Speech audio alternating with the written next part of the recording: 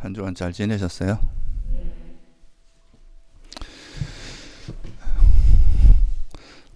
오늘은 이제 우리가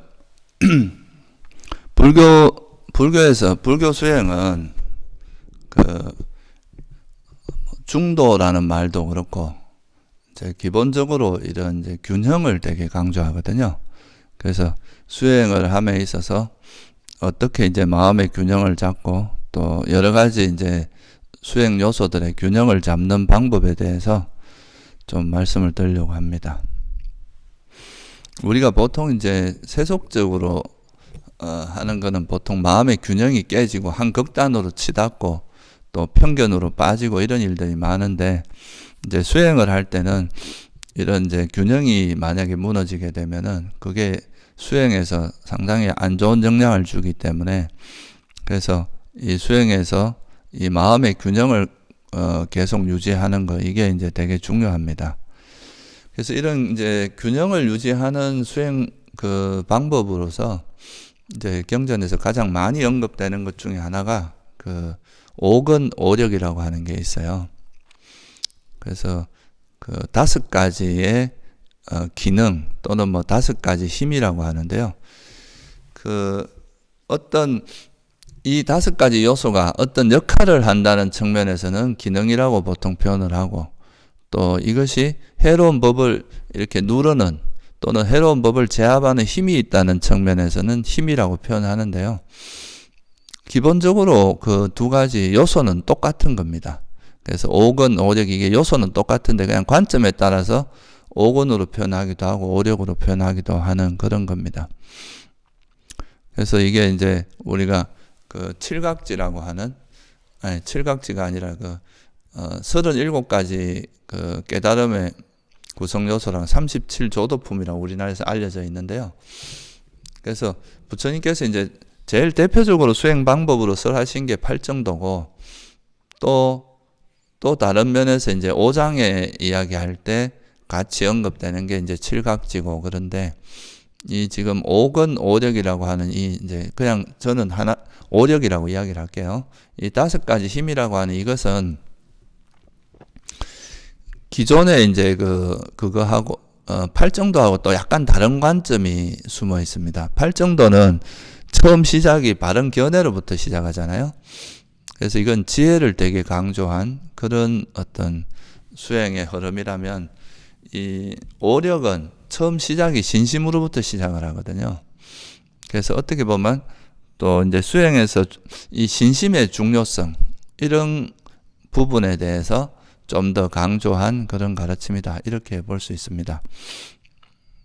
그래서 오력의 요소가 일단 5가지 그 요소가 뭔지부터 먼저 간단히 살펴보고, 그것들의 균형을 어떻게 이제 우리가 맺어가는지 이런 거에 대해서 한번 살펴보겠습니다. 첫 번째가 이제 삿다라고 하는 신심을 의미하는데요. 이 신심은 그냥 뭐 우리가 맹목적으로 믿는 이런 믿음하고 달리 어떻게 보면 진리와 법에 대한 믿음이다. 제일 대표적으로 이제 부처님과 그 부처님에 의해 설해진 법과 또 그 법을 이제 따라 수행을 해서 성자가 된 그런 스님들, 그런 이제 불법성 삼보에 대한 신심, 또는 이제 좀 더 법의 관점에서 이야기를 하면은 바른 견해에 대한 믿음, 또는 이제 사성제라는 그런 진리, 영기와 사성제 이런 거에 대한 믿음, 그리고 이제 이게 결국은 부처님이 세상을 보는 관점이니까 붓다의 견해에 대한 믿음, 이런 것을 우리가 신심이라고 한다. 뭐 좀 구체적으로 설명하면 훨씬 더 많겠지만, 이제 일단 기본적으로 신심은 그 불교에서 말하는 신심은 뭐 한마디로 말하면 사성제에 대한 믿음이다, 이렇게 보시면 돼요. 그런 이제 또는 불법성 삼보에 대한 믿음이다, 이렇게 보시면 될 것 같고요. 이제 2번째가 뭐냐면 이제 정진의 구성 요소인데요. 이제 우리가 수행을 할 때 팔정도에서 보면 바른 견해를 바탕으로 해서 바른 정진이 일어나잖아요. 그죠? 바른 견해가 있으면 바른 사유가 있고, 바른 말, 바른 행위, 바른 생각이 있고, 그 다음에 바른 정진이거든요. 그러니까 우리가 수행을 하는 데 있어서 지혜가 이제 수행을 하게 만드는 경우도 있는데, 또 이 여기서 말하는 건 이제 신심이 수행을 하게 만드는, 그러니까 믿음을 바탕으로 해서 정진이 일어난다. 우리나라에서 많이 이제 수행하고 있는 그 화두선 있잖아요. 선도 보면은 그 세 가지 그게 있잖아요. 대신심, 또 뭐가 있어요? 대분심, 대의심, 이래가지고 세 개를 이제 3단심이라고 하는데, 그러니까 대신심이 바로 이제 이 신심을 그러니까 기반으로 해서 이제 큰 분발심을 일으키고, 그 정진이죠. 이게 정진을 일으키고, 그 화두를 잡으면서 이제 사띠와 삼매지혜 이 세 가지를 개발하는 뭐 그런 방식으로. 그러니까 어떻게 보면 그 우리나라에서 수행하는 화두선은 이게 이제 오력하고 되게 밀접한 관계가 있다, 이렇게 볼 수도 있어요. 그러니까 이제 팔정도는 지혜가 중심이 돼 있다면, 이제 이 오력은 신심이 중심이 돼 있다는 게 좀 차이점입니다. 그래서 우리가 그 경전에 보면은 그 이제 수다원이 되는 그 첫 번째 깨달음을 얻는 두 가지 길이 이제 신심을 따르는 자가 있고 법을 따르는 자가 있어요. 두 가지로 이제 경전에서 언급이 되고 있어요. 이제 신심을 따르는 자는 신심을 기반으로 해서 수행을 해서 이제 깨달음에 이르는 그런 경우고, 또 한 부류 법을 따르는 자라고 하는 거는 부처님이 설하신 법을 잘 이해하고 분석하고 그거를 잘 이제 그러니까 지혜로서 충분히 잘 이해한 다음에 그 지혜를 기반으로 해서 수행을 하는. 그러니까 뭐 어떻게 보면 팔정도는 지혜를 중심으로 이제 부처님께서 설했다고 볼 수 있고, 이 그 오력은 신심을 기반으로 이제 설했다고 볼 수 있는데, 근데 엄밀하게 말하면 이 두 개가 아주 다른 건 아닙니다. 좀 기질의 문제나 이제 어디다 주안점을 두냐는 문제지, 결국은 신심은 또 이 신심의 내용이 바른 견해거든요. 바른 견해에 대한 믿음이 있어야 수행을 할 수 있는 거라서. 그래서 하여튼 그 정진은 노력하는 거다. 근데 불교에서 노력이라는 건 그냥 뭐 무조건 아무거나 애를 쓰는 이런 걸 노력하는 게 아니라, 불교에서 말하는 노력의 의미가 딱 정진의 의미가 있죠. 그게 뭡니까? 그러니까 해로운 마음은 버리고, 그죠? 유익한 마음을 개발하는, 이게 이제 불교에서 말하는 정진이죠. 그죠? 그러니까 불교의 모든 그 가르침은 괴로움과 괴로움의 소멸로 그 포인트가 갖추어져 있기 때문에, 결국은 정진이라고 하는 것도 괴로움의 원인이 되는 해로운 법을 버리고, 그러니까 괴로움의 소멸로 인도하는 유익한 법을 개발하는, 그게 정진이죠. 그러니까 이런 정진을 하다 보면 이제 유익한 법을, 해로운 법을 버리고 유익한 법을 개발하는 그런 이제 바른 정보들이 쌓입니다. 이제 노하우가 쌓이는 거죠. 그런 정보를 잊지 않는 것이 기억이다, 사띠다, 이렇게 볼 수 있고요. 그래서 이거는 이제 수행을 하면서 얻어진 그런 이제 수행하면서 이거는 무상하고 괴로움이고 이건 또 뭐고 이렇게 물질과 정신이고 이런 이제 수행하면서 얻어진 통찰지가 있잖아요. 그런 지혜들. 그런 거를 잊지 않고 이제 개발을 하면 그게 이제 유익한 법은 그게 유익한 법이니까 그런 걸 유지하고 해로운 건 자꾸 버려지는 그런 방향으로 흘러가게 되겠죠. 그래서 이 바른 기억, 여기서 말하는 건 이제 이건 선법이니까 바른 기억이거든요. 그러니까 바른함, 지혜를 잊지 않는 그런 이제 특히 사성제에 대한 지혜, 연기에 대한 지혜 이런 걸 잊지 않는 것이 기억이고, 그러면 이제 이런 바른 기억이 충분히 성숙하면은 뭐가 이루어지냐면, 이건 다른 말로 하면 이제 지혜가 충분히 축적된 거니까 삼매가 얻어지겠죠. 해로운 건 버려지고 유익한 마음만 이어지는 그런 삼매를 얻기가 쉬워집니다. 그래서 이제 삼매가 얻어지고, 그 삼매라는 거는 원래 뜻은 그냥 집중입니다. 집중인데 그 마음을 하나에다 둔다 이런 뜻이기 때문에 일종의 집중의 의미가 강한데, 근데 단순한 집중이 아니라 이 집중은 선한 마음, 그러니까 해로운 마음이 버려지고 난 다음 해로운 마음이 버려져서 해로운 법이 떨쳐버림으로써 생기는 그런 집중. 그걸 우리가 바른 이제 삼매 또는 이제 불교에서 말한 바른 삼매는 그런 거죠. 그러니까 바른 견해를 바탕으로 해서 해로운, 아까 이제 정진도 해로운 걸 버리고 유익한 걸 개발하는 게 정진이잖아요. 그런 정진을 통해서 노하우가 축적되는 게 바른 기억이고, 그걸 통해서 해로운 게 버려지고 유익한 마음만 이어지는 때 있는 집중 상태를 우리가 바른 삼매라고 한다. 그리고 이제 이런 삼매가 있으면 또 뭐가 있어요? 이제 삼매를 기반으로 해서 지혜를 개발할 수 있기 때문에 그 다음에 나오는 게 지혜다.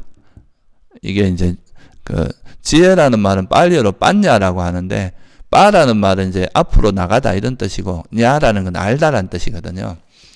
그러니까 좀 앞으로 나아가서 알다. 더 한 걸음 더 나아가서 알다. 그러니까 사물의 껍데기만 아는 게 아니라 그 사물이 가지고 있는 실상, 본성, 특성 이런 걸 꿰뚫어 보는 그런 이제 것이 지혜고, 특히나 이 여기서 불교에서 말하는 지혜는 결국 괴로움과 괴로움의 소멸에 대한 통찰입니다. 뭐가 괴로움이고, 뭐가 괴로움의 원인이고, 또 괴로움의 소멸의 상태는 무엇이고, 또 괴로움의 소멸로 인도하는 도닦으면 어떤 게 있느냐, 이런 거에 대한 통찰이죠.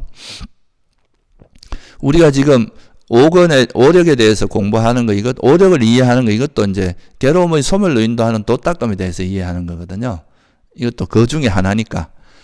그러니까 이것도 역시 지혜에 들어간다. 그래서 이게 자세히 보면은 이제 그 팔정도에서는 바른 견해로부터 시작해서 바른 삼매까지 해서 끝나잖아요. 그죠? 그래서 이 바른 삼매 다음에 이제 그 9정도, 10정도라고 하는 아라한 같은 경우는 바른 삼매를 기반으로 바른 지혜가 개발되고 지혜를 통해서 바른 해탈이 된다. 이렇게 이제 설명이 되고 있는데, 이 5권에서는 이제 신심으로부터 정진이 이루어지고 바른 기억, 삼매, 요까지는 이제 8정도하고 비슷합니다. 근데 이 삼매를 바탕으로 지혜가 생긴다는 이까지가 다 이제 또 5권에서는 언급되어 있다는, 이게 또 되게 좀 우리가 주목할 만한 내용이다. 이렇게 볼 수 있습니다.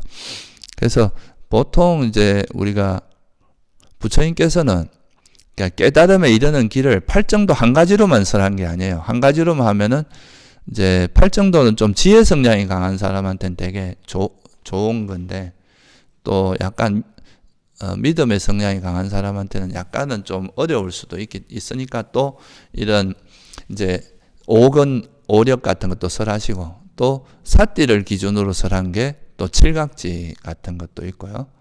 그래서 이건 사람 따라 이제 그거 자기가 좀 자기 성향에 잘 맞는 방법을 선택할 수 있도록 이제 사념처로 설명하기도 하고, 또 사정근, 노력을 중심으로 설명하시기도 하고, 또 때로는 이제 그런 사여의족이라 그래서 열의, 뭐 이런 열의가 아주 강해도 할 수 있다. 뭐 이런 이제 몇 가지 요소, 4가지 요소로 설하기도 하고, 5권 오력, 그러니까 이건 신심을 기반으로 설하기도 하고, 칠각지에서는 또 기억을 중심으로 이루어지는 그걸 또 설하기도 하고, 8정도도 설하기도 하고 하는데요. 다 그게 이제 여러 사람에게 누구에게나 이익을 주기 위해서 그런 거라고 보면 됩니다. 그래서 기본적으로 5가지입니다. 신심, 그죠? 우리가 이제 불법성 삼보에 대한 믿음, 정진, 노력이고, 신심을 통해서 정진이 이제 부처님 가르침을 두고 그 법에 대한 신심이 남으로써 그 법을 닦아야 되겠다는 이제 정진이 일어나죠. 그럼 정진이 있으면 그 정진을 통해서 바른 기억이 생기고, 기억, 그 다음에 기억을 통해서 바른 삼매가 생기고, 그 다음에 삼매를 바탕으로 지혜가 생기는 이 구조로 설한 게 오력입니다. 그래서 우리가 신, 정진, 염, 정, 해 이렇게 보통 이야기하거든요. 신심과 정진, 염은 기억이고, 정은 삼매고, 해는 지혜거든요.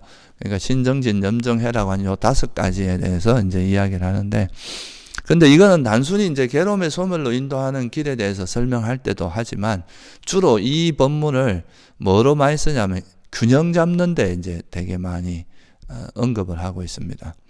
그래서 이제 우리가 신심하고 제일 끝에 있는 지혜가 균형을 잡아야 되고, 정진하고 삼매, 그죠? 이 2가지가 또 약간은 좀 다른 속성을 갖고 있기 때문에 정진과 삼매의 균형, 그러니까 이 균형을 잡게 해주는 그 이제 중심 역할을 하는 게 바로 사띠입니다. 바른 기억. 그래서 신심과 지혜의 균형, 그 다음에 정진과 삼매의 균형, 또 요거를 조금 더 확장하면 삼매와 지혜의 균형, 이렇게도 또 이해를 할 수 있어요.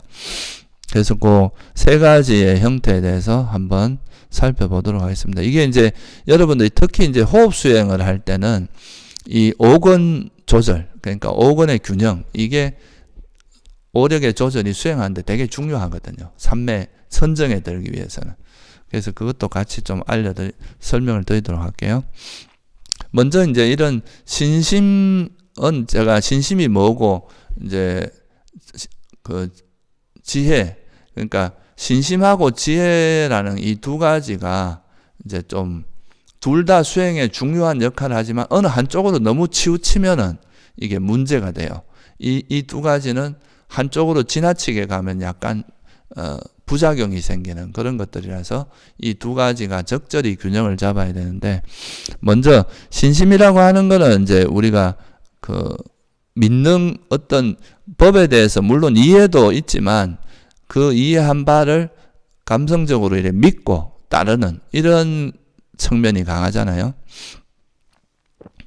그러니까 여러분들이 뭐 보통 이제 수행하실 때도 그냥 법에 대한 이해는 없어도 이제 산에 와서 이렇게 산중에 있는 절에 와서 그냥 아침 예불만 드릴 때도 마음이 이렇게 경건해지면서 그 마음으로 인해서 그냥 마음이 이렇게 뭔가 정화되고 막 그 자기 마음에 그런 이제 좀 거친 것들이 좀 정화되고 이런 것도 느끼는 경우가 있잖아요. 그죠? 그게 신심의 그런 기능이 그런 게 있거든요. 마음이 이렇게 좀 경건해지고 그 법을 받아들일 수 있는 그런 자세가 좀 된다 할까? 그런 게 있기 때문에 이 신심은 좀 감성적인 요소가 강합니다. 그래서 이 신심이 충만하면 또 막 이렇게 되게 행복한 마음으로 되게 우리가 보통 수행하다 보면 너무 메마를 수가 있잖아요. 수행이. 그죠? 뭐 너무 이성적으로만 하다 보면.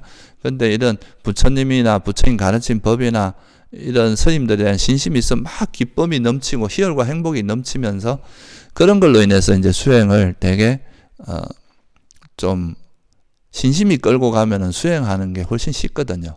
왜냐하면 감성적으로 움직이니까 훨씬 더 이제 수행이 하기가 좋습니다. 이것도 이제 신심의 이익 중에 하나죠.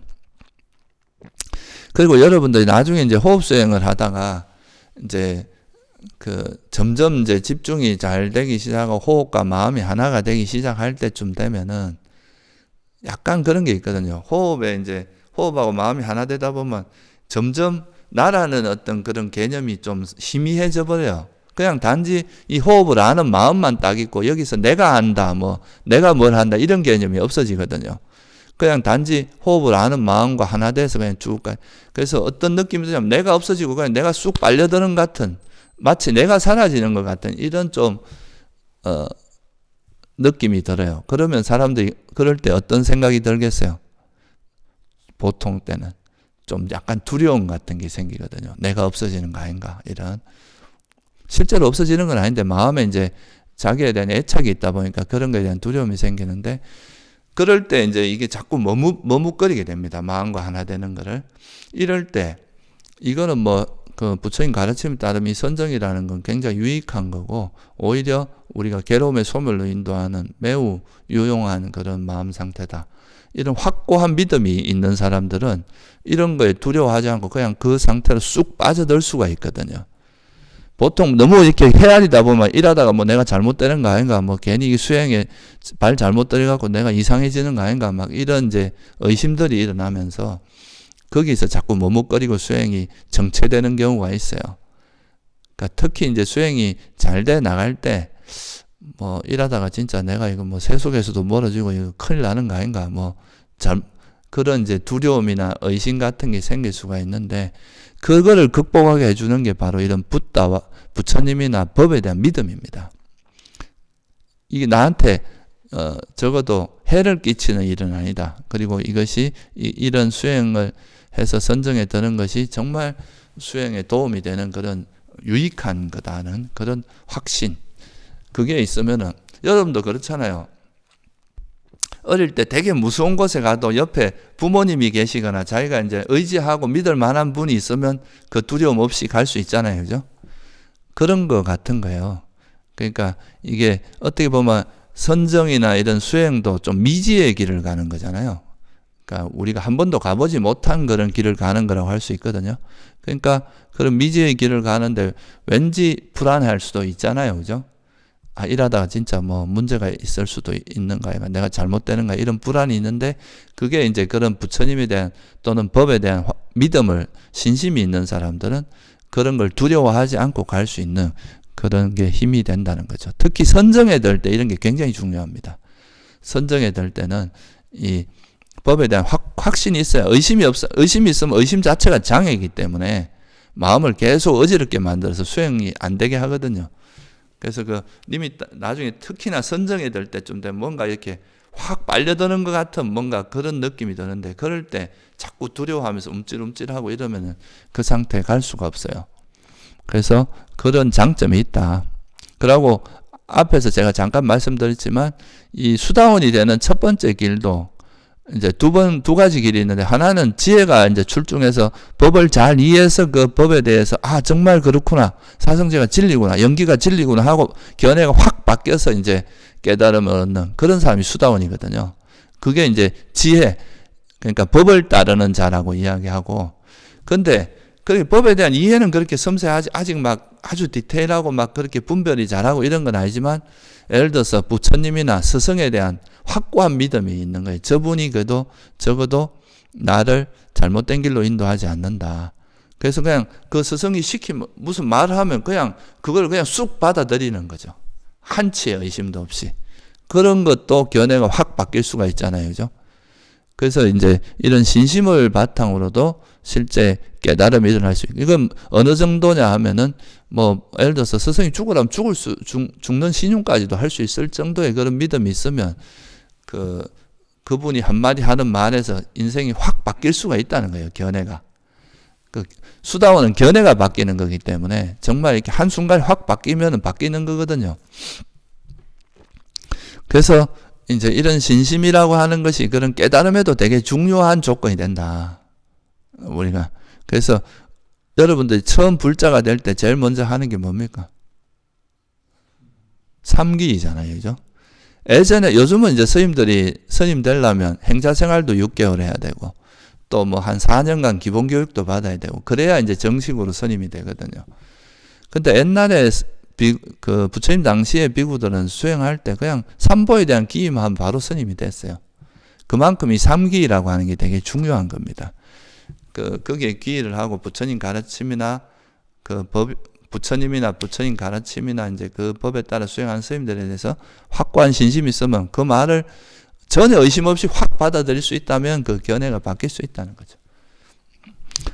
요즘 이제 특히 내가 이래 보면요, 초기 불교 공부하는 사람들이 이런 좀 신심이 좀 약한 경우가 좀 있어요. 따지는 거 좋아하기 때문에 주로 이제 약간 지혜 성향이 있는 사람들이 많아서 막 이렇게 분별하고 따지고 이런 건 좀 좋아하는데, 그냥 이렇게 믿고 무조건 맹목적으로 믿으라는 게 아니거든요. 그래서 적어도 부처님 가르침이나 이 법이 진리라는 거를 믿고 가면은 이제 굉장히 빨리 갈 수도 있는데, 그거를 이제 자꾸 의심하고 자기가 다 이렇게 하려고 하다 보니까 시간도 많이 걸리는 그런 게 있죠.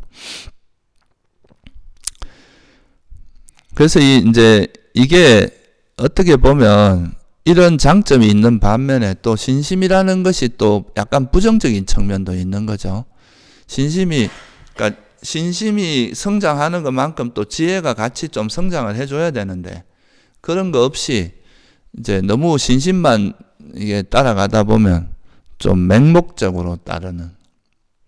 요즘 어저께인가도 보니까 어느 남양주 어디 절에 불이 났는데 그거를 누가 다른 종교에서 불을 질렀다는 그런 게 있는데요. 그런 게 보면은 이제 비단 그 사람의 문제뿐만, 어느 종교를 믿든 간에 거기에 너무 몰두하고 이제 빠지다 보면 맹목적이 될 수가 있어요. 좀 이렇게 합리적인 균형감이 없어져 버리고 맹목적으로 가다 보면 그런 얼토당토한 행동들을 하게 되거든요. 그래서 이런 맹신자라고 하는 게 사실은 되게 위험합니다. 우리가 옛날에 종교를 아편과 같다, 요즘도 종교인들이 많이 지탄을 받는 것도 너무 이렇게 사회적 보편적인 가치나 이제 그런 이성적인 그런 거에 너무 말도 안 되는 행동들을 하게 되면 그런 건 지탄을 받거든요. 그래도 아무리 종교라고 해도 그래도 사회적으로 너무 비난받을 만한 그런 말도 안 되는 그런 행위를 하는 것들은 좀 조심을 해야 되거든요. 그런 게. 그래서 이 신심이 넘치고 지혜가 약하면 이제 맹목적인 맹신자가 돼가지고 이런 거는 수행도 잘못된 길로 갈 수밖에 없고 자기 자신에게도 굉장히 해롭다는 거죠. 이건 좀 극단적인 경우를 이야기했는데 또 수행하다 보면 내가 수행하는 것만 맞고 네가 수행하는 건 틀려 막 이래가 또 싸우는 경우도 있잖아요.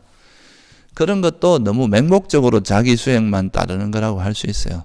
그러니까 자기가 미처 보지 못하는 면도 있을 수 있거든요. 그러니까 그런 거는 이제 너무 신심만 그런 거다. 그래서 이런 걸 극복하기 위해서는 우리가 믿고 이제 일단은 내가 가보지 못한 길 같은 경우는 모든 거를 내가 다 확인하고 갈 수는 없잖아요. 그러면 이제 일단은 믿고 가는데 가다가 내가 수행을 해서 경험된 거 이런 거를 또 검증하는 과정들이 좀 따라야 돼요. 그게 이제 지혜가 내가 수행을 했는데 이게 부처님 가르침에 맞나? 일단 믿고 따라와서 이렇게 해보니까 이런 결과가 나타났는데 이게 부처님 법과 일치하는지 내가 잘못된 길은 가고 있지 않은지 이런 거를 체크하고 검증하는 소위 말 반조하는 과정이 있어야 이게 완전히 이제 이상한 쪽으로 안 간다 이거죠. 우리가 처음에는 여러분들 예를 들어서 선정을 하는데 선정 상태는 가보지 않은 사람은 알 수가 없는 마음 상태거든요. 그러면 그거를 내가 가보기 전에 난 안 믿겠다. 내가 뭐 보지도 못한 걸 어떻게 믿느냐. 이러면 아예 수행 자체를 못 하잖아요. 그죠? 그런데 부처님께서 이런 상태가 있다니까 한번 해보자 하면 그 수행을 해 나가는 과정에서 이렇게 이런 걸 이렇게 하다 보면 마음이 점점 이렇게 장애가 정화되고 마음이 하나가 되면서 나중엔 궁극적으로 삼매에 들 수 있겠구나는 자기 눈으로 확인을 하면서 확신이 들 수 있잖아요. 이런 건 지혜를 바탕으로 한 믿음이거든요. 그런 거는 좋단 말이에요. 그런데 이제 그런 게 아니면 이제 수행을 하면서 막 믿고 했는데 뭐가 이상한 경계가 나타나긴 나타났어요. 막 마음이 편안하고 이런 게 나타나서 이게 선정인가 했는데 나중에 부처님 법에 따라서 보면 이게 해태원침일 수도 있거든요. 멍한 상태에 빠진 거. 그러니까 이런 믿고 수행을 했다 하더라도 그 수행에 대해서 자기가 검증하는 그런 시간이 반드시 있어야 된다는 거예요. 자기가 이게 옳은지 그릇된 건지 검증해보고 그거를 체크해 나가면서 잘못된 길로 가지 않도록 하는 그런 것이 동반돼야 사람들이 잘못된 길로 가지 않는다 이거죠.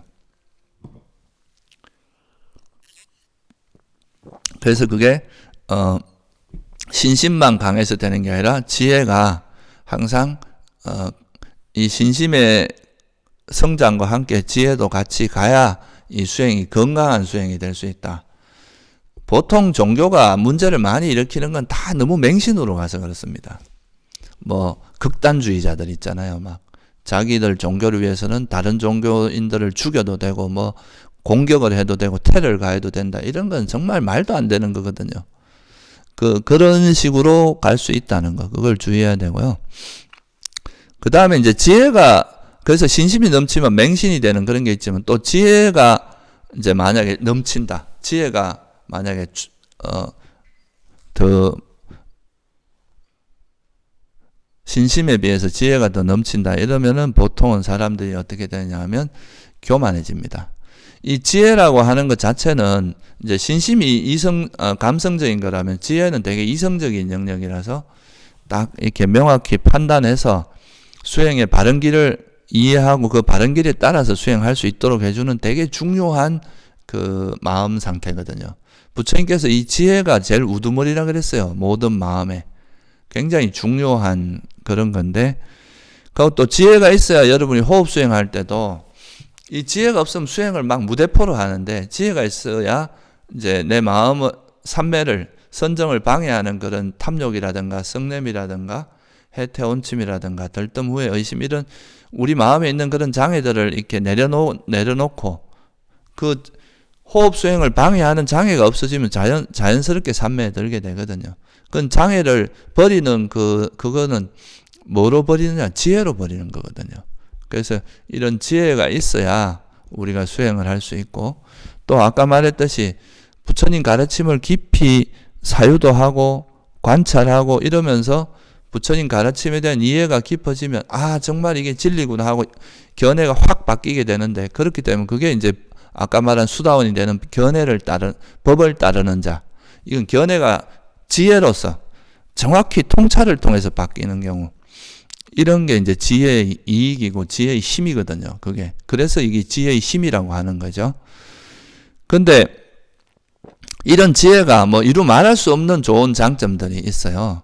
그런데 이 수행에서는 없어서는 안 될 거죠. 사실은 우리가 모든 어리석음을 버리고 깨달음의 괴로움을 소멸하고 하는 데 있어서 결정적인 역할을 하는 건 지혜거든요. 결국 마지막에 하는 건 지혜의 역할이에요. 부처님께서도 바른 지혜가 생겼을 때 바른 해탈이 일어난다, 이렇게 말씀하셨거든요. 그래서 이 지혜가 아주 중요한데, 근데 이제 이 지혜가 좀 너무 정상적인 지혜라면 문제가 없는데, 사람들이 이제 너무 이렇게 세속적인 그런 지혜 쪽으로만 너무 가다 보면은 마음이 잘못하면 그 마음에 오염이 생겨서 이게 이제 세속적인 쪽으로 흘러가 버릴 수가 있습니다. 그래서 지혜가 많고 그런 신심이 부족하다 보면 의심이 많아집니다. 뭐 이래 분별하고 자기가 논리적으로 막 따지고 해가지고 이거는 내가 볼 때 틀렸어, 이거는 맞아, 이건 부처님 가르침이 아닌 것 같아, 이건 부처님 가르침이야, 뭐 끝에 보면 자기 수준에서 막 이거를 함부로 법을 재단하고 자기가 도달하지 못하거나 이러지 못한 경지를 비난하고 그건 없다 그러고 그거에 대해서 법이 아니라고 함부로 이야기하는 이런 일이 발생할 수가 있는 거죠. 그래서 이 지혜가 이제 지혜 쪽으로만 자꾸 이렇게 하고 법에 대한 신심이나 그런 것이 약한 사람들은 교만해지기가 쉽습니다. 여러분들이 지금 현재 여러분 의식 수준에서 볼 수 있는 거하고 또 나중에 이제 수행이 더 깊어져서 수행이 좀 더 깊어졌을 때 볼 수 있는 거하고 많이 다르거든요. 여러분이 보는 세상을 보는 경계하고 수다원이 보는 경계, 또 사다함이 보는 경계, 아라한이 보는 경계가 다 다르단 말이에요. 똑같은 세상을 보이지만 그 보는 깊이나 이해도가 많이 다를 거 아니에요. 그죠? 그렇다면 이제 또 선정을 얻은 사람이 보는 거하고 선정을 얻지 못한 사람이 보는 게 다를 수가 있는데, 지금 현재 자기 수준에서 이해가 되지 않는다고 해서 그런 것을 부정하고 뭐 그런 것을 배척하고 이렇게 한다면은 그런 것은 되게 위험한 생각이거든요. 그래도 뭐 우리가 부처님이 설한 법 같은 경우는 꽤 700년 동안 꽤 나름 지혜롭다고 하는 사람이 적어도 부처님에 대해서는 다 인정을 하는 그 정도로 그 지혜가 있는 분이거든요. 그러니까 그런 분의 가르침을 함부로 막 자기식으로 재단을 하거나 이렇게 해서는 안 되거든요. 그래서 이제 너무 이렇게 분별이나 아르마리 이런 거에 좀 쪽이 발달이 되고 수행 쪽, 그럼 신심을 가지고 이제 수행을 안 하다 보면 이런 게 발달되다 보면 의심이 많아지고 실제 수행을 안 하게 되거든요. 그러니까 이제 그렇게 되다 보면 사람이 교만해지고 자기가 뭐 다 아는 것처럼 이제 뭐 윤회도 부정하고 뭐 선정은 불교의 가르침이 아니라 그러고 막 이런 불교의 기본 부처님이 말씀하신 그런 아주 기본적인 것조차도 부정하는 이런 이제 그런 게 교만한 거거든요. 자기가 모르는 거에 대해서 함부로 이야기하는. 그래서 이제 그런 것이 또 지혜 쪽으로 넘어가다 보면 생기는 부작용이고요. 우리가 실제로 이제 그렇거든요. 수행을 하다 보면은 내가 이러지 못한, 진리에 대한 믿음이 있는 사람들은 내가 그걸 잘 이해가 안 되면 아직 내가 수준이 안 돼서 그렇구나. 내가 뭐가 부족한가? 어떤 면을 내가 이제 보충을 하면 이런 걸 이해할 수 있을까? 이렇게 접근을 해요. 근데 보통 교만한 사람들은 내가 이해가 안 되면 틀렸다고 봐버리는 거예요. 뭐 부처님 가르침에 이게 잘못됐다. 이건 원래 가르침이 아닐 거다. 이런 식으로 이제 이야기하는 거죠. 적어도 부처님 가르침 중에 영기나 사성제 이거는 어느 전통에 다 공통분모거든요. 그게 틀렸다고 말하는 건 불교를 부정하는 거예요. 그런데 이제 그런 것조차도 이제 자기식으로 해석해서 부정하고 이런 경우가 있는데 그런 건 되게 교만한 자세다. 그렇게 보고, 그래서 자기가 현재 잘 이해가 안 되는 거는 부처님을 신뢰하고 부처님의 가르침을 신뢰하고 그 가르침을 믿고 일단 해보고 나서 판단해야 된다는 거죠. 해보기도 전에 머리로 다 굴려가지고 뭐 되니 안 되니 하고 이러면 그런 사람 수행을 할 수가 없습니다. 일단은 어떨 때는 우리가 믿고 따라가야 될 때가 있는데 그런 걸 하지 않고 그냥 앉아서 나 이거 이해되기 전까지 수행 안 할 거야 이렇게 하면 평생 가도 이해 못 합니다. 수행을 못 합니다. 여러분들 한번 생각을 해보세요. 우리가 세속에서도 그 어떤 분야의 이론을 이제 하나, 예를 들면 제가 수학을 전공했으니까 수학에서 어떤 이론 하나 만드는 건요, 진짜 소수의 천재들이 하는 겁니다. 우리가 아는 이론 정도 만드는 거는. 그런 거 하나 만들기도 되게 어려운 일인데, 그것도 정말 이렇게 아주 소수의 몇몇이 하는 일인데, 우리 인간의 마음이나 마음에서 일어나는 그 수많은 생각들을 정리해서 그것서 괴로움의 원인이 뭐고 이걸 어떻게 하면 버리고 이런 거를 자기 스스로 다 찾아간다는 게 가능하겠느냐 이거죠. 일일이 다 자기가 뭐 시행착오 해가면서 내가 하나하나 발견한다 간다 그러면 그거는 정말 3아성직업이 걸립니다. 몇 아성직업이 걸릴 수도 있어요. 근데 그거를 미리 이제 터득한 분이 설해놓은 그 가르침을 그걸 믿고 따라가면은 이 수많은 시간을 절약할 수가 있거든요. 그렇다고 무조건 맹목적으로 가라는 게 아니라 부처님도 맹목적으로 따라오라는 게 아니었잖아요. 와서 보라 그랬잖아요. 그죠? 그러니까 설해놓은 가르침대로 한 가보면서 확인해 가다가 아니면 나오면 되잖아요. 그러니까 해보지도 안 하고 무조건 이제 이걸 뭐 이렇게 부정하고 이렇게 하는 사람은 수행을 할 수가 없다는 거죠. 그래서 우리가 이제 이런 수행을 하는 데 있어서는 신심이라고 하는 게, 왜냐하면 내가 이러지 못한 경지들이 있거든요. 그런 거 믿고 갈 수밖에 없어요. 선정이라든가 깨달음 이런 걸 여러분이 만약에 터득했으면 뭐 말할 이유가 없고, 그죠? 터득하지 못했기 때문에 아직 다달하지 못한 사람은 모르고, 다달았으면 뭐 말할 것도 없이 알고 있는 거잖아요. 근데 내가 이러지 못한 상태에서 그거를, 그런 상태가, 그런 유익한, 특별한 경지가 있다는 거를, 그런 거 믿고 갈 수밖에 없거든요. 그 대신에 가면서 계속 확인을 할 수는 있겠죠. 그래서 이런 신심이 부족한 사람들은 사실 의심만 하지 수행을 할 수가 없다는 거. 그리고 아까 말했듯이 자기가 이해되지 않는, 자기 수준을 넘어서는 것들은 이제 함부로 이야기하는, 교만하고 자기 아는 수준에서 이야기하면서 그게 또 다 맞다고 생각하는, 특히나 주위에서 그 사람을 지지하는 사람이 많을수록 더 그런 게 심해집니다. 그래서 그 부처님께서 이런 명예욕이나 명예라는 것을 되게 위험하다고 말한 이유가, 그런 것에 이제 물들다 보면 자기 스스로도 자기를 착각해요. 내가 대단한 사람이라고 스스로가 착각할 수가 있고. 그래서 이 두 가지는 정말 균형을 잘 잡아야 된다. 믿고 우리가 이제 수행을 처음에 이제 입문을 할 때는 부처님이 설한 가르침을 듣고 그거를 충분히 검토를 해봐야 돼요.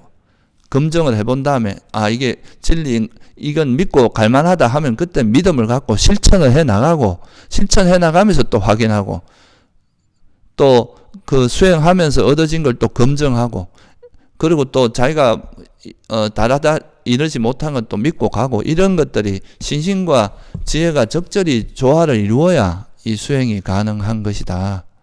그래야 이제 또 신심은 좀 감성적인 거고, 지혜는 이성적인 거라, 감성과 이성이 또 조화를 잘 이룰 때 우리 또 수행도 메마르지 않고 되게 행복하게 또 수행을 할 수 있는 그런 장점도 있습니다. 그래서 이 두 가지가 균형을 잘 잡아야 된다는 게 첫 번째입니다. 두 번째는 이제 정진과 삼매의 균형이라고 하는 건데요. 이거는 뭐냐면 너무 노력이 과하지도 말고 또 너무 안주해서도 안 된다, 이런 말입니다. 예를 들어서 우리가 호흡 수행을 하다 보면 이제 호흡 수행을 하는데 이제 적절한 노력을 하지 않고 너무 과하게 노력을 하다 보면은 그게 이제 마음이 오히려 불안해지고 수행이 잘 안 될 수 있고, 또 편안함에 안주하다 보면 또 이 잘못하면 수행도 정체되고 나중에는 해태원층으로 빠져가 오히려 이제 수행이 퇴보하는 그런 일이 있을 수도 있거든요. 그래서 항상 그 정진과 이런 삼매라고 하는 것은 한쪽은 좀 막 계속 능동적으로 뭔가를 애를 쓰고 이런 거라면 그러다 보면 피로가 쌓이거나 굳이 그럴 필요가 없을 때는 좀 쉬어줄 필요가 있잖아요. 이게 삼매인 거죠. 제일 쉽게 예를 들면 여러분 자전거 타보셨죠? 그죠? 자전거를 타다 보면 처음에 자전거 탈 때는 페달을 막 밟아야 되잖아요. 그러면 이제 페달을 잘 밟고 이제 도로가 좋아가지고 페달을 많이 안 밟아도 잘 굴러가는데 그때 굳이 막 계속 밟고 있을 필요는 없잖아요. 그럴 땐 가끔씩 한 번만 이렇게 해주면 자전거가 잘 굴러가잖아요. 그죠? 그러다가 또 자전거가 그런 관성이 떨어지고 좀 힘이 빠지면 그때 가서 또 페달을 밟아주면 되죠. 근데 자전거가 잘 굴러가고 있는데도 계속 페달을 밟는 거는 이게 어떻게 보면 노력 낭비고 과도하게 하는 거고, 그렇다고 또 너무 잘 굴러간다고 해서 아무 노력도 안 하고 그냥 너무 이렇게 마음이 퍼져갖고 편안하게 있다 보면 또 나중에 자전거가 결국 힘이 빠지면서 비틀비틀하고 하다 넘어질 수 있잖아요. 그죠? 그런 것처럼 이게 이제 적절한 노력을 하는 것이 이제 되게 중요한데, 그게 바로 이 정진과 삼매의 균형이다. 이 정진이라고 하는 것은 노력하는 거잖아요. 애를 쓰고. 이런 노력하지 않고 얻어지는 건 아무것도 없습니다. 세속적으로도 그렇고 불교 수행도 정진을 뭐 다 내려놔라, 뭐 쉬어라 이렇게 하는데 그거는 너무 과도하게 노력하는 사람한테 하는 이야기고, 맨날 퍼져갖고 노는 사람한테 쉬라 그러면 그건 안 되죠. 그러면 이제 완전히 퍼져버리겠죠. 그래서 이 불교에서 말하는 정진은 해로운 법을 버리고 유익한 법을 개발하는 건데, 여러분이 노력 안 하고 가만히 있는데 번뇌가 버려지진 않잖아요. 오히려 늘어나지. 이건 애를 써야 되는 거거든요. 근데 그 애를 쓰는 정도를 이야기하는 거고, 그리고 이제 쉬더라도 우리가 세속적으로 쉰다고 할 때는 보통 잠을 자거나 퍼진단 말이에요. 그죠? 아무것도 안 하고 뭐 다른 욕망을 즐기거나. 근데 불교에서 말하는 쉰다는 건 삼매대로 쉬라는 거예요. 이건 정신적으로 또렷하면서도, 그러니까 심리적으로 이완이 되고, 그러고 그 어떤 욕망으로부터 벗어나서 아주 편안하고 고요한 상태, 이런 상태에서 쉬어야 된다는 거죠. 그러니까 우리가 정신줄 놓고 완전히 이렇게 쉬는 그런 게 아니라, 그래서 이 두 가지가 이제 하나의 대칭으로 되어 있는 거죠. 정진하고 삼매라고 하는 게. 그러니까 삼매라고 하는 상태가 어떻게 보면 깊은 잠하고 이래 비유를 하는 사람이 있는데, 그 잠을 잘 때도 생각이 없고 굉장히 편안하잖아요. 근데 그때 뭐가 없어요? 의식이 깨어 있지는 않거든요. 또렷하고 의식이 예리하고 날카롭고 그 의식이 정말 그 뭐랄까 이렇게 또렷하게 깨어 있는 그런 상태가 아니잖아요. 그죠? 편안하고 고요한 건 똑같은데. 그러니까 삼매는 그런 상태거든요. 그러니까 예를 들어서 호흡 수행 가지고 이야기를 하면 호흡을 잊지 않을 정도의 노력은 있어야 돼요. 호흡을 놓치면 어디로 갑니까 보통? 딴 생각으로 가거나 해태혼침으로 빠진단 말이에요. 졸음에 빠진단 말이에요. 게으름이나. 그러니까 적어도 호흡을 놓치지 않을 정도의 애는 써야 됩니다. 그것도 안 쓰고 다 내려놔라 한다고 뭐 호흡도 내려놓고 지혜도 내려놓고 이러면 그거는 안 되겠죠. 여기서 내려놓으라는 거는 오장애를 내려놓으라는 이야기예요. 그러니까 번뇌를 내려놔라, 쓸데없는 생각을 버려라, 이런 말이죠. 그래서 호흡을 잊지 않을 정도의 그 호흡을 잡고 있을 정도의 그 정진력은 있어야 됩니다. 이게 너무 과하게, 그러니까 이게 호흡이라고 치면 호흡을 잊지 않을 정도 잡고 있으면 되는데 이걸 너무 막 이리 잡고 있을 필요는 없잖아요. 이게 과한 거죠. 그렇다고 또 이 호흡을 놓쳐버리면 멍한 상태로 빠지거나 이제 수행이 안 되니까 생각이 빠져서 그런 것도 안 돼요. 그래서 호흡을 잊지 않을 정도의 노력을 하고, 그러다가 이제 호흡을 잘 알아차리다 보면 이제 탐욕이나 성냄 이런 이제 장애들이 버려지면서 마음이 호흡하고 하나 돼서 고요히 잘 머물러. 이때는 굳이 뭘 더 애쓰려고 하지 말고 그 상태를 유지하는 정도로만 애를 쓰고 있으면 되거든요. 이게 삼매를 유지하는 거예요. 그러다가 또 이게 힘이 좀 빠지고 이제 또 다시 생각이 움직이려고 하면 그때는 또 정진력을 약간 높여서 호흡을 알아차리는 그 애를 쓰는 정도를 약간 더 높이거나 그렇게 하면 되겠죠. 그죠? 이렇게 해서, 그러니까 내가 좀 노력이 열심히 하다가 마음이 딱 호흡하고 하나 됐을 땐 그냥 그 상태를 유지하는 그 감각을 익혀야 되고, 그러다가 또 이게 힘이 빠져서 또 이제 다른 생각으로 움직이려고 할 때는 다시 호흡을 찾아서 이제 호흡과 하나 되려고 애쓰는 그런 방향으로 노력을 하는 거죠.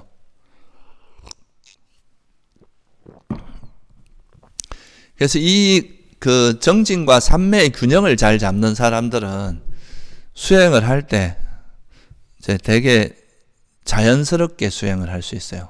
무리가 가지 않고. 근데 이제 마음만 앞서갖고 막 노력만 많이 하는 경우는 일종의 몸도 상하고요. 자기 힘이나 이런 거에 무리하게 이제 노력을 하다 보면 몸도 상할 뿐더러 마음도 들뜨게 됩니다. 이게 너무 욕심이 앞서다 보면 무리를 하게 되니까 몸도 마음도 편안하지가 않거든요. 그러니까 마음도 붕 뜨고. 그러니까 부처님은 중도 수행이잖아요. 그죠? 마음의 적절한 균형을 잡아서 몸과 마음이 상하지 않으면서 벗어남의 행복을 기반으로 해서 하는 수행이기 때문에 처음도 좋고 중간도 좋고 끝도 좋다 그랬는데, 이게 너무 과하게 노력을 하다 보면 마음만 앞서서 막 하루에 막 하루 종일 수행하려고 막 무리하고 잠도 안 자고 막 이러다 보면 이제 몸이 망가지거나, 그러면서 마음이 안정되느냐 하면 그렇지도 않아요. 몸이 불편하고 마음이 너무 이제 힘들고 하니까 마음도 떠버리거든요.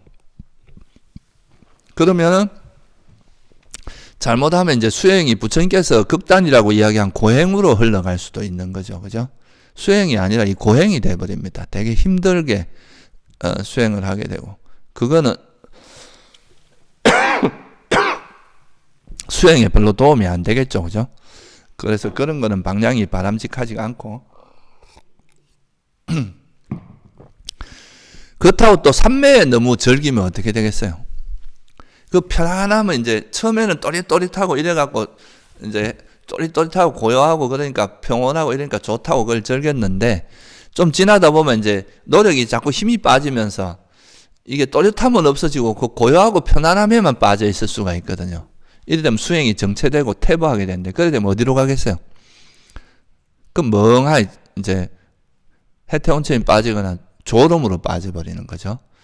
그러니까 꾸벅꾸벅 졸기는 하고 이렇게 되는 겁니다. 그래서 이 또 삼매가 이제 지혜의 기반도 되고 우리 정신을 또릿또릿하게 해주면서, 또 여러분이 이제 세속에서는 우리가 쉬는 거하고 달리 세속에서는 잠을 자거나 뭐 다른 걸 즐김으로써 쉬지만, 수행자들은 이게 이제 수행을 하면서 생긴 피로를 이 삼매에서 쉴 수가 있거든요.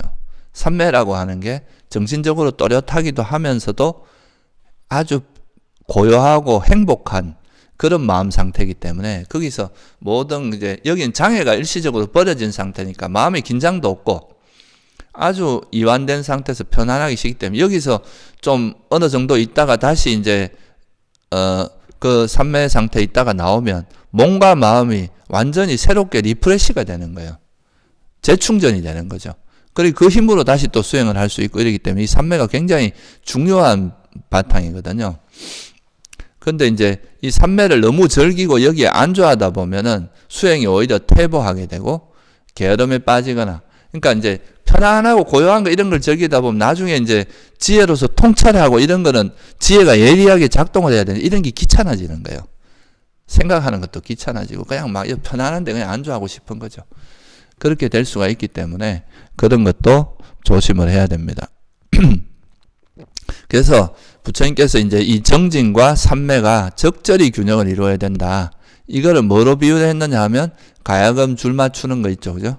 경제를 보면 그 거문고인지 뭐 가야금인지 모르겠는데, 그 하여튼 그런 현악기에 줄을 맞추는 것처럼, 현의 그 예를 들어서 그 가야금의 줄을 너무 세게 당기면 줄이 끊어지잖아요. 그죠? 그렇다고 또 너무 느슨하게 하면 아예 소리가 안 나듯이, 우리가 수행을 할 때도 호흡을 망각하지 않을 정도의 노력은 항상 기울이고 있고, 그죠? 그러면서 이제 그 마음에서 이제 장애가 생각을 자꾸 움직이게 하거나 이럴 때는 그 생각을 내려놓고 호흡하고, 그러니까 이걸 내려놓고 그러면은 이 장애가 없어지면 최소한의 에너지로 호흡을 잊지 않고 있을 수가 있거든요. 이 장애에 방해가 있으면 저항이 있으니까 이거 막 애를 써야 이걸 잡을 수 있는데, 이 탐욕이나 성냄 같은 그런 장애 요소가 버려지면 저항이 점점 빠지니까 힘 안 들이고 그냥 호흡을 딱 잡고 있으면서 그 상태로 오래 유지할 수 있기 때문에, 그래서 이제 그 옛날에 아란들이나 부처님 같은 경우 보면 최대 7일까지도 이제 선정에 들어 머물 수 있는 게, 힘이 들면 그렇게 하겠어요. 그죠? 그냥 마음이 완전히 다른 거 하고 싶어 하는 욕망이 완전히 버려져서 그냥 가만히 있는 것 자체가 행복하니까 그렇게 있을 수 있는 거잖아요. 그게 이제 불교에서 말하는 바른 삼매의 모습이거든요. 억지로 하는 건 오래 못 합니다. 아무리 길어도 한두 시간이면 지쳐요. 이거는 진짜 마음이 그런 그 방해하는 요소가 완전히 쉬어져서 마음이 완전히 쉬어진 상태, 완전히 그러니까 그런 장애가 완전히 쉬어버린 상태이기 때문에 가능한 거죠. 그래서 그런 정진과 삼매를 정말 잘 균형을 잡아야 된다. 그래서 호흡을 잊지 않을 정도의 노력과 그 상태에서 얻는 삼매, 또 이게 그래서 이제 수행을 하다가 이제 너무 과도하다 싶어, 내가 너무 과하게 호흡을 잡으려고 한다 이럴 때는 힘을 빼야 됩니다. 어느 정도 조금 이제 긴장을 풀고 힘을 좀 빼고, 또 그러다가 너무 내가 또 호흡이 자꾸 놓쳐지고 생각이 움직이고 또 해태혼침이나 이런 이제 게으름이나 졸음으로 빠지면 다시 또 약간 그 정진의 강도를 높여줘야 돼요. 그러니까 우리가 검은구 줄 맞출 때도 줄을 당겼다가 너무 탱탱하면 약간 풀어주고, 너무 느슨하면 약간 이거 줄 맞추는 시간이 있잖아요. 연주를 하기 전에. 그런 것처럼 여러분도 이제 수행하실 때 그런 약간, 강도를 높였다가 늦췄다가 하는 그거를 잘 하는 게 균형을 잡는 거다. 그래서 그걸 잘하는 사람이 수행을 잘하는 겁니다. 그 다음에 이제 이거는 이제 그래서 신심과 지혜의 균형, 그죠? 정진과 삼매의 균형, 이거를 잘 하는 게 이제 그 오력에서 되게 중요한 요소고, 이게 수행, 특히 삼매를 닦을 때 이런 균형감이 없으면 절대로 이 선정에 못 듭니다. 굉장히 중요한 거고, 그리고 이제 또 삼매하고 지혜도 뭐 약간 부연해서 설명을 드리면, 삼매하고 지혜도 균형을 잡아야 되는데, 너무 이제 삼매 쪽으로만 가면은 우리가 삼매도 닦다 보면, 예전에 이제 부처님 당시에도 그 알라라 깔라마 라마푸타 같은 분들은 그 되게 고도의 삼매에 들었던 분들이거든요. 그 무소유처나 비상 비비상처에 대응되는 중도의 그런 집중력을 갖고 있는 분이었는데, 그런 분들은 그게 뭐라고 봤냐면 이 삼매의 상태가 열반이라고 본 거예요. 그게 궁극적인 경지라고. 그래서 그냥 지금 이제 삼매를 얻게 되면, 삼매라고 하는 거는 일시적으로 장애가 가라앉은 상태이기 때문에, 그 여러분들이 평소에 이제 세속에 살다가 삼매를 조금만 경험해도 뭔가 좋아하고 싫어하는 마음도 없어지고 없는 것 같고, 마음도 평온하고 뭔가 대상이 끄달리지도 않고, 또 평소에 그 많던 분별심도 좀 가라앉는 것 같은 거예요. 그러면 이게 이 상태가 뭐 바로 궁극적인 경지니까 그러니까 이 상태만 유지하면 되겠구나, 이렇게 이제 사람들이 생각할 수가 있는 거죠.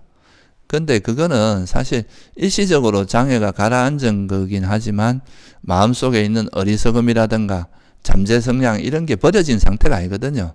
그건 또 삼매 힘이 빠지면 또 일어납니다. 그래서 그런 거를 완전히 버리기 위해서는 이 삼매를 바탕으로 해서, 소위 말해서 우리가 그 살고 있는 이 현상계의 본질이 정말 물질 정신이고, 이거는 무상하고 정말 조건에서 만들어진 거라서 무상하고, 또 정말 이게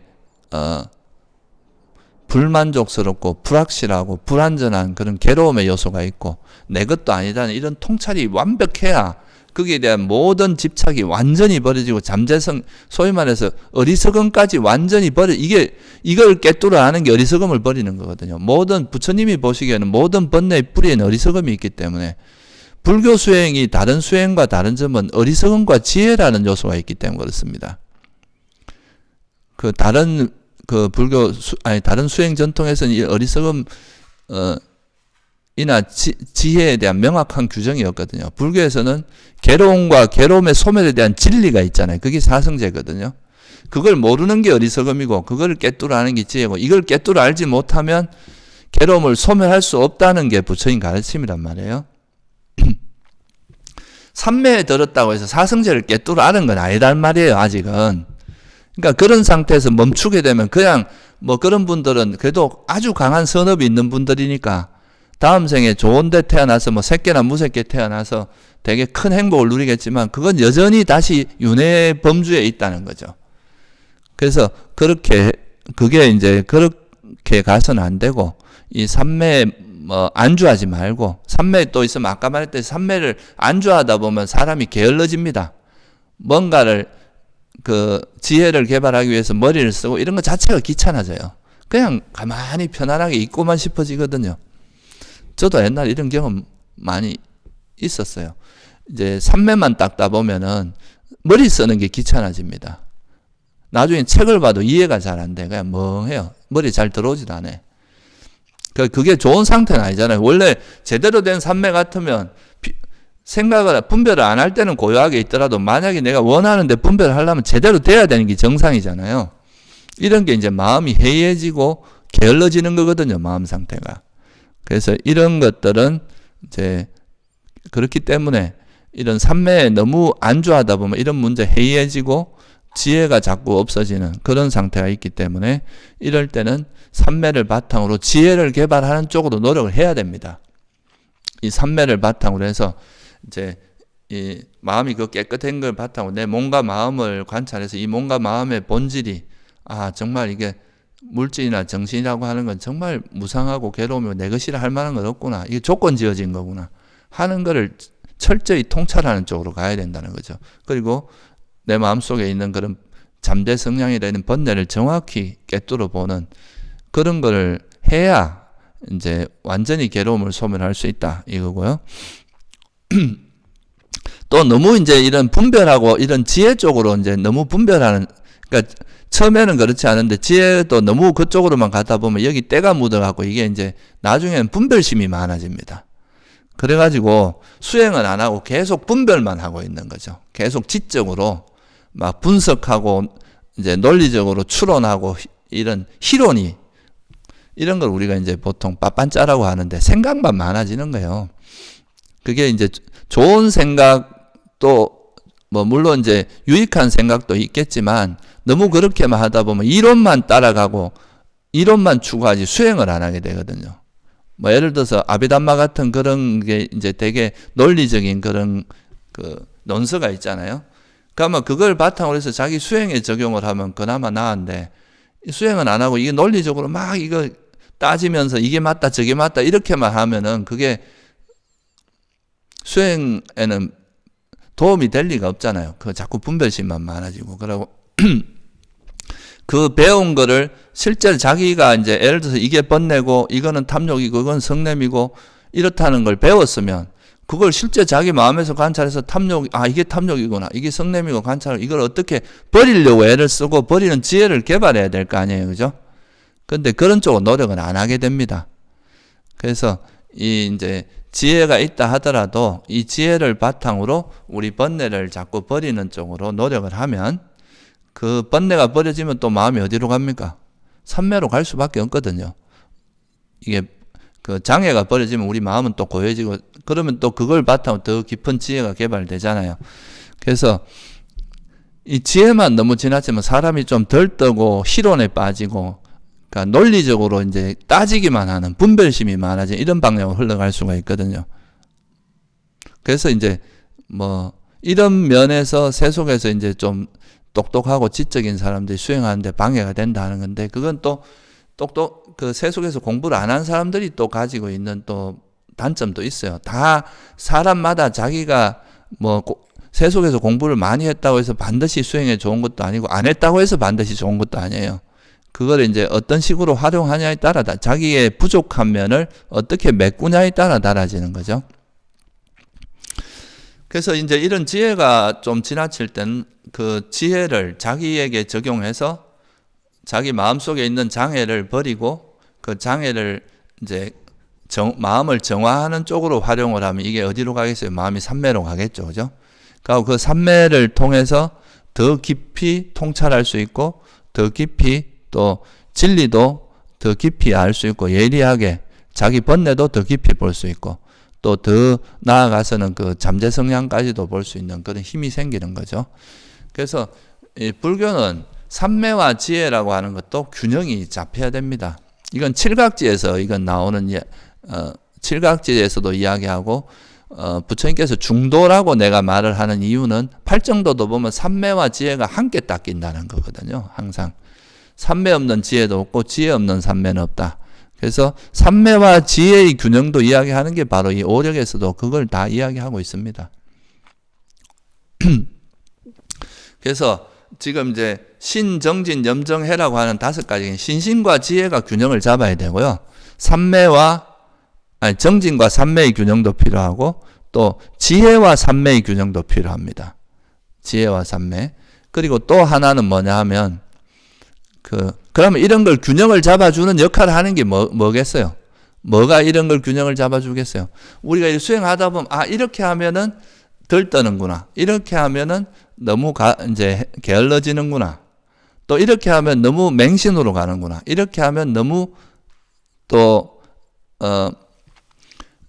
분별만 하고 수행은 안 하는구나. 이런 거를 이제 수행하면서 얻어지는 노하우들이 있을 거 아니에요. 그죠?